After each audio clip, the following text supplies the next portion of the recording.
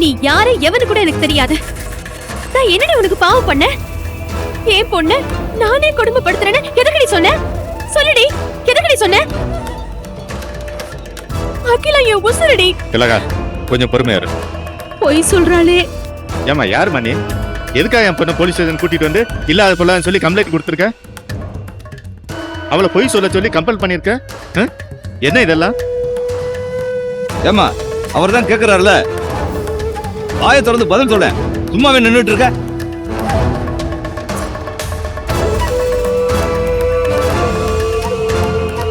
எனக்கு என்ன சொல்றதுன்னு தெரியல சார். இந்த குழந்தைய அவங்க சித்தி கொடுமைப்படுத்துறது நிஜம். இப்பவும் கொடுமைப்படுத்திக்கிட்டு தான் இருக்காங்க.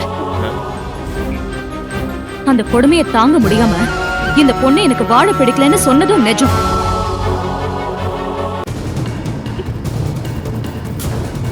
எனக்கு நான் அப்படியெல்லாம் எதுவும் பண்ணலங்க. பாருங்க அவளை. என்ன காப்பாத்துங்கன்னு என்கிட்ட அழுத இந்த பொண்ணு இப்ப ஏன் எல்லாத்தையும் மாத்தி சொல்றான்னு எனக்கு புரியல சார்.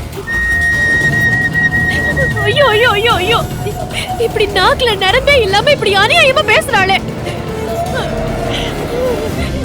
இதையெல்லாம் கேட்டுக்கிட்டு இன்னும் உயிர் வாழ்ந்துகிட்டு இருக்கணுமா? அப்படியே பூமியை பொழுதுட்டு உள்ள போயிடலாம் போல இருக்கு எனக்கு. கொஞ்சம் அமைதியா இரு. இவ சொன்ன பைக்கா நீ என் பூமியை பிளந்து உள்ள போகணும்? இவளத்தான் வெட்டி புதைக்கணும். போலீஸ் ஸ்டேஷன் பாக்குறேன். நடக்கிறதே வேற. சார் கூட்டணும் சார். பின்ன என்ன காரியம் பண்ணிருக்க? சார் ப்ளீஸ் கொஞ்சம் பொறுமையா இருங்க.